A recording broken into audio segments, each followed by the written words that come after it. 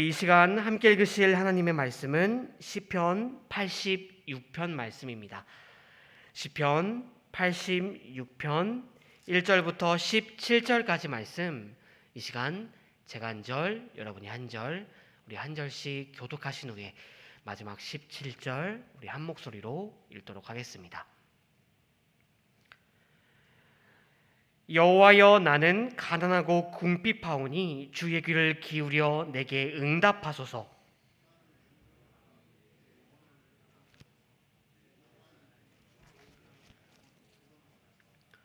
주여, 내게 은혜를 베푸소서. 내가 종일 주께 부르짖나이다.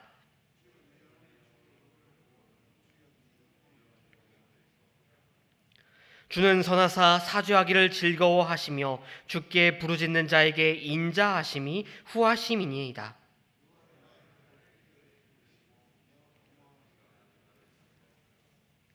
나의 환난 날에 내가 주께 부르짖으리니 주께서 내게 응답하시리이다.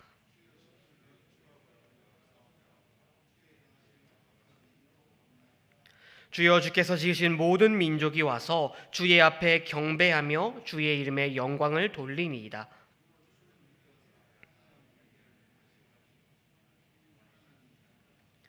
여호와여, 주의 도를 내게 가르치소서. 내가 주의 진리에 행하오리니 일심으로 주의 이름을 경외하게 하소서.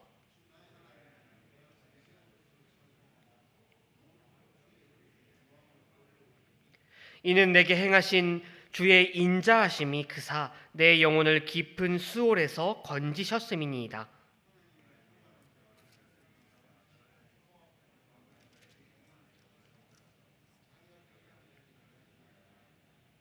그러나 주여, 주는 긍휼히 여기시며 은혜를 베푸시며 노하기를 더디하시며 인자와 진실이 풍성하신 하나님이시오니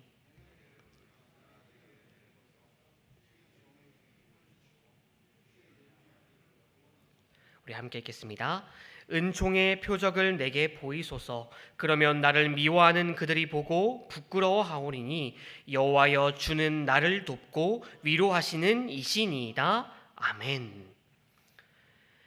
인생은 항해다라는 영국의 대모 세익스피어의 말처럼 참으로 우리 그리스도인들은 지금 하늘나라라는 항구를 향한 길고 긴 항해의 여정 가운데 있습니다.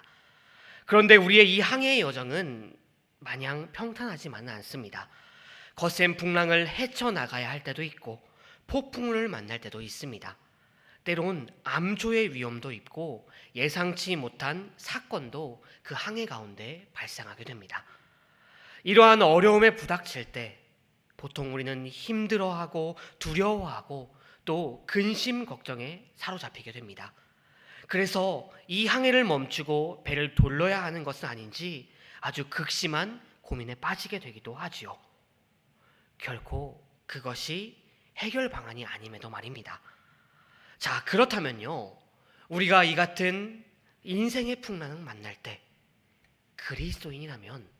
우리 그리스도인이라면 어떻게 해야 하는 것이 옳은 방법일까요?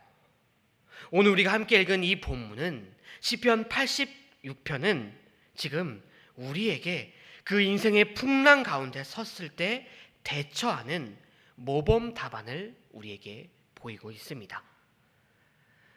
오늘 본문의 시인 곧 다윗은 지금 극심한 인생의 풍랑 가운데 서 있습니다. 그리고 그는 지금 하나님께 기도하고 있습니다. 그렇습니다. 바로 그리스도인이, 성도가 어려움과 고난을 만났을 때 우리 성도는 하나님께 기도해야 한다는 것입니다. 왜냐하면 우리가 기도할 때 하나님께서는 반드시 우리에게 응답하시고 또 험난한 풍랑 가운데 우리를 건져주시는 분이시기 때문입니다. 자, 그렇다면요, 오늘 이 말씀에서 인생의 풍랑 속에 놓인 이 다윗은 하나님께 어떤 기도를 올려드리고 있을까요? 다윗은 먼저 자신이 처한 그 상황에 절망하지 않으며 믿음의 기도를 하나님께 올려드리고 있습니다. 오늘 말씀 1절입니다. 여호와여, 나는 가난하고 궁핍하오니 주의 귀를 기울여 내게 응답하소서. 자, 지금 다윗이 이 1절 말씀에서 말하고 있는 궁핍하오니라는 이 말은 히브리어로 에브용이라는 단어로 표현되고 있습니다. 이 에브용이라는 단어는 그 앞에 가난하오니라는 이 단어처럼 가난을 의미하는 단어인데요. 물질적 가난을 의미한다기보다는 영적으로나 또 심적으로 쇠약한 그 상태를 가리키는 단어입니다. 즉 다윗은 지금 내가 극심한 풍랑 가운데 내 마음이 그리고 몸이 너무나 쇠약한 상태라는 것을 고백하고 있는 것입니다. 자, 그래서 학자들은요, 이 시편 86편을 기록해 쓴 때가 다윗이 심적으로 또 육체적으로도 가장 고난했던 압살롬의 반란 때 이 시가 기록되었다라고 말하곤 합니다.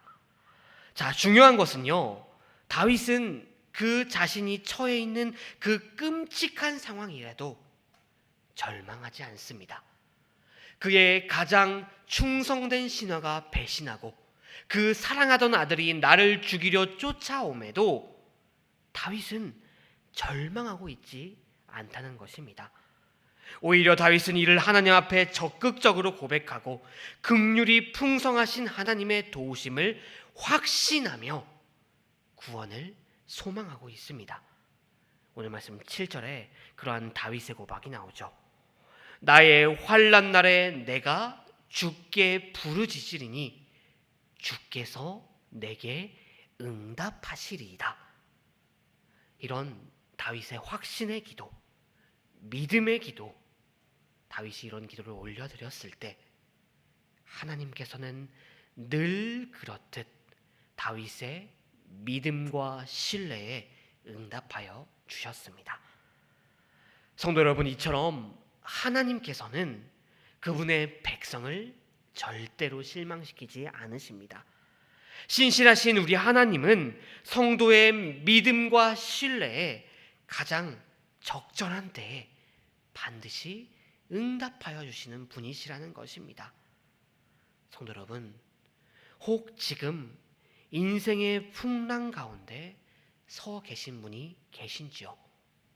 그렇다면 한 번 더 주님을 향한 그 확신을 가지고 믿음으로 나아가십시오.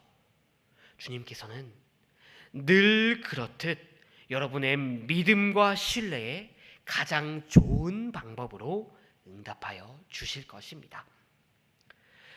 이렇게 하나님께 믿음의 기도를 드리는 다윗, 그는 또한 이전에 하나님께서 베푸신 은혜를 기억하며 감사의 기도를 하나님께 올려드리고 있습니다. 오늘 말씀 12절과 13절입니다. 주는 나의 하나님이여, 내가 전심으로 주를 찬송하고 영원토록 주의 이름에 영광을 돌리오리니 이는 내게 향하신 주의 인자함이 크사 내가 영혼을 깊은 스올에서 건지셨음이니이다. 자, 여기서 다윗은 지금 하나님께 감사드리며 하나님께서 내 영혼을 스올이라는 곳에서 건지셨다 기도하고 있습니다. 여기서 이 스올이라는 곳은요, 히브리인들에게 죽은 자의 영혼이 가는 곳, 옛날 성경에서 이 음부라고 칭했던 곳이 바로 이 스올이라는 장소입니다. 스올, 그러니까 이곳은요, 죽음과 같은 역경을 의미하는 것이겠죠. 다윗이 죽지 않았으니까요. 우리가 잘 알듯이요, 다윗은 그 인생을 살아오면서 수많은 죽음의 의미를 경험했습니다. 사울이 그를 죽이려 했었고 또 블레셋 사람들 가운데에서 죽을 뻔하기도 하였습니다. 그리고 왕위에 오른 뒤에도 수많은 죽음과 같은 전쟁을 겪어 나아갔죠. 자, 그런데 다윗은 그때마다 살아났습니다. 다윗은 그때마다 하나님의 놀라우신 은혜, 그를 살리시는, 그를 구원하시는 놀라운 은혜를 수없이 체험하였습니다. 그렇기에 다윗은 지금도 하나님께서 나를 구원하실 것을 확신하며 이번에도 나를 구원하실 하나님을 향한 감사의 기도를 지금 드리고 있다는 것입니다. 자, 그런데 성도 여러분, 이러한 놀라운 은혜, 주님의 구원을 구한 자가 다윗뿐입니까? 그 주님의 구원은 단지 성경에서만 나오는 것입니까? 저와 여러분은요, 다윗보다 더 큰 은혜를 경험한 사람들이지 않습니까? 주님의 놀라운 사랑을 이미 경험한 사람들이 저와 여러분들입니다. 우리의 지난날을 한번 돌아보십시오. 하나님은 분명히 우리의 어려움 가운데 우리를 구원하셨고 우리를 도와주셨습니다. 그리고 그뿐인가요? 하나님의 놀라운 사랑은 더 많도록, 우리가 상상하지 못하도록 우리에게 임하셨음을 믿으시기 바랍니다. 그리고 하나님께서는 에베소서 2장에서 사도 바울이 고백하는 것처럼 긍휼이 풍성하신 하나님께서는 죄와 허물로 이미 죽었던 우리를 그 아들을 보내서 구원하여 주셨음을, 우리에게 놀라운 은혜를 베풀어 주셨음을 기억하시기 바랍니다. 하나님께서는 죄에서 우리를 구원하여 주셨습니다. 혹 지금 인생의 풍랑 가운데 서 계신 분이 계신지요?